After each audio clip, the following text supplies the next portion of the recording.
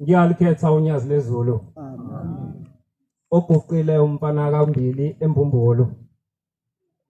Phansi komshumayeli nomfundisi uMaphumulo, umshumayeli uMaphumulo, umfundisi uMaphumulo nomdloli. Ngithi angizethule ngoba kuhle waziwe ukuthi uqhamukaphi. Insizwe ehlala phansi emva kwaleti ikhuluma ithi sisenkonzweni yokufundisana. Bangcwele ngizokhuluma indaba kachitha umhlangano nendaba eyenzeke eHomisi ngoJanuwari. Engathi mawula ungaguqa icelela indlebe zikamoya namehlo kamoya ngoba kuyenzeka kukhuluma umuntu wena ube subuka umuntu. Kanti uthi ushembe uyayithuma ingulube nje kuwena. Ukuthi ayilethe umyalezo wena ube subuka ingulube. Ngeyinsuku zokugcina mase kubuza ukuthi wayenzelani lento uthi baba ngangingayazi athi ngayithuma ingulube kuwe. Omunye ubaba umdluli umvangeli ubaba umdluli umvangeli wake washunyezwa idimoni. Idimoni liyakwazi ukumkhokhela umuntu. Bahamba beyothandazela umuntu. Bethandazela umuntu. Njalo mabefika lo muntu usebalekile. Wasethi umshumayeli ngelinye ilanga hayi ngeke leli demoni liyasizwa masiza. Asifike siphela umbhede. Amanzi abo sebasebethela. Ngempela uNkulunkulu wayesembamba basebefika. Bawenza umthandazo mase bekhipha ingubo yokuthandazela ngazi noma isasebenza. Wathi ushembe ibhedlela lesi siye enyangeni ngoba le ngubo ayisasebenzi. Ihlele emaportmendeni. Kodwa ngisho ukuthi ngithini? Ngithe inyangeni siyakuzona ngoba le ngubo emva kwenkonzo ayisasebenzi. Siphathwe sangomeni siyahlola nje le ngubo ayisekho ngoba ngizophathwa ukufa. Kodwa ngabe ngibekwa la emva kwenkonzo kuthiwa abaphulayo baphulwe ngale ngubo isihlele eboxini mhlawumbe sikhontini. Iyobuza ngeinsuku zokugcina ngoba into okushembe yamangala.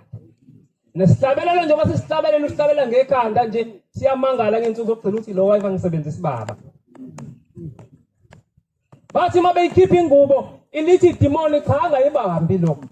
Lisho umvangeli umdluli. Kodwa umdala. Lithi angalibambi lo ingubo. Wayesebuza umshumayeli ngobani? Lithi lo uphuza itiye elishisayo ngesabatha. Wengaphuza itiye elishisayo ngokwazi kwakhe. Kodwa wenza itiye alivalele eflaskini. Mhlawumbe nawe uyalivalela.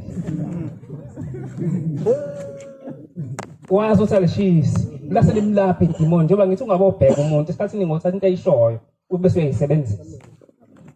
Ngicalisuthe ethina esikhulayo nodadewethu uma ungena lapho ufika inkonzo singenile. Woguqa uthandaze bese ungena la ungayixoxa indaba la esontweni. Ngoba ulotshwe encwadini. Emandeni insizwe ihambile emhlabeni. Ithema ihambile. Yayisifika ikhonjiswe ezulwini umuntu okhuluma esontweni kwenzakalani. Uthi izwi lakho luba ngathi liku loudspeaker ezulwini. Wathi uyabona ukuthi uphazamisa abantu kanjani enkonzweni ngokukhuluma kwakho. Uthi yewehleba yena kanje. Wathi waphinde emhlabeni yotshela abantu ukuthi bangakhuluma esontweni. Ngithe ngizokhuluma indaba yachitha umhlangano nendaba eyenzeke eHome mhlawumbe uzosizakala. Futhi ake sishintshe ulimi lokukhuluma lithi ichibi la ekhaya. Khona amanzi abusisiwe. inkosazana la ekhaya mibingelelwa insizwe emgaqweni iyavuma mase kubuza impilo hamba ngoba ila izoqala khona indaba 2 bafowethu sithenga imoto sikaniwe sinamakhosikazi sibabiza ngomema umemu wakho unesithi yakhe mangabe kukhona wena kuphela uma se ulift ubaba endleleni ithi inkosi umthetho wala ekhaya akehla uhlala ngemuva uhlala indoda phambili ngoba ngelinye ilanga umfundisi umthetho omdala waye koboleka imoto wayesethi uma wakho nakasali ngeke ngiyilande kuba inde kakhulu bahamba kodwa yafika bhajwe inhlangakazi mayibhajwa medlula umfundisi undunakazi esinye ziyadlula lezibhajiwe wafika wabeke yakhe phezulu wabuya uthi umfundisi kwenze njani uthi imoto ayifuna umnyuka uthi hayi ngoba kuhleli lo phambili ehla wena uhlale la umfundisi ohlashaya imoto inyuka yanyuka imoto inomthetho imoto la ekhaya uhamba nemem lakho uma usulift indoda alishone ngemuva ya kunjalo nje okugcina-ke njengoba ngithe ngizokhuluma ngokuchitha umhlangano sizofundisana la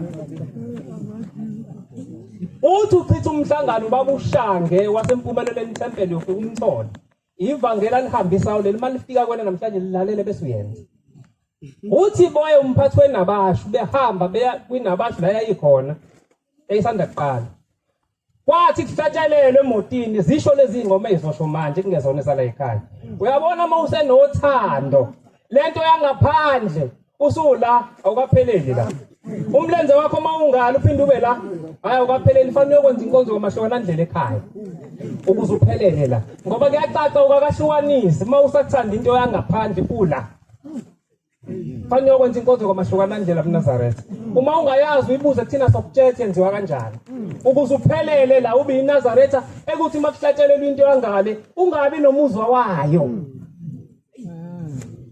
iyenziwe inkonzo yamashlukana indlela ngoba silana nje sibuye sithanda ibhola ngale ingoba sivalelisanga eyintweni kanje sizenza singakaphenduki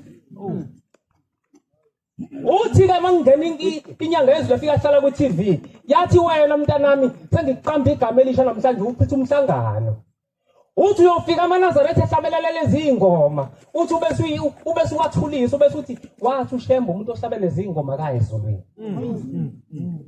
wathi njengoba ngithi uchitha umhlangano uyofika behlangene bese uyawuchitha umhlangano mntanami uthi mawungakwenzi leko siyobonana nawe wena wathanda ingoma zeZayoni usula wathanda ingoma zamawesela usula wena onyazi kahle ushambe ngakakukhuza uzokubuka nje kodwa uthi ngale siyofika ngibe sengikubuza uyithatha phi lento okugcina eHomis qhamuka insizwe ikhathele sekuphunyulwe ifika iyahlala lapha ithi enye insizwe yakho uma le Homis ozohlala nathi izimo mfethu sapolisa ikhanda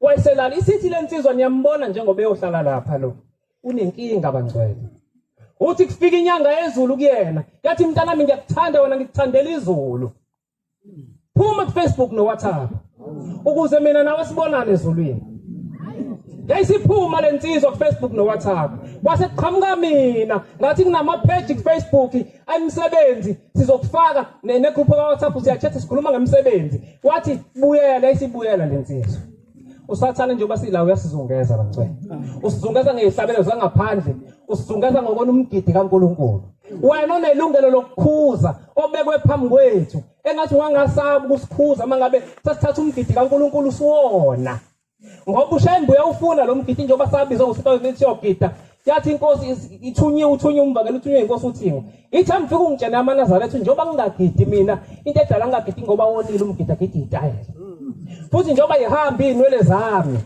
zixoshwa abantu abagundayo uthi ngale sikothe egundu inhlalisuthi iphinde ishefa ngithatha kwezami nginikele yeke ukushefa inhlalisuthi yeke ukushefa ngoba ufuna ukuba muhle nje ngoba ufuna lezi ingane zangaphandle zikhona izingane ezikumukelayo lesithuthu sakhe esimbi ezingenankinga ithi insizwa mayisibuyele ke Facebook no WhatsApp yayisifika inyanga yezulu yathi mntanami ngathi kona ngikuthandela izulu njengoba namhlanje usubuyele kulento ngizovalelisa mntanami ngithi mina nawe ngesiphinde sibonane kwelizayo ugabe kaMvangeli ngicela ungamushi isibongo wayeseya kuMvangeli wafika wathi mkho wami ngiyacela ungisize ungise enkosini njengoba kuwuThingo nje kuNyasa. Wayesemthathe yana enkosini. Wasefika endlala umvangela uDabi yathi inkosi ngifuna ukukhuluma wayesekhuluma uthi baba wafika inkosi inyanga yezulu yathi mina iyangithanda ngithandela izulu.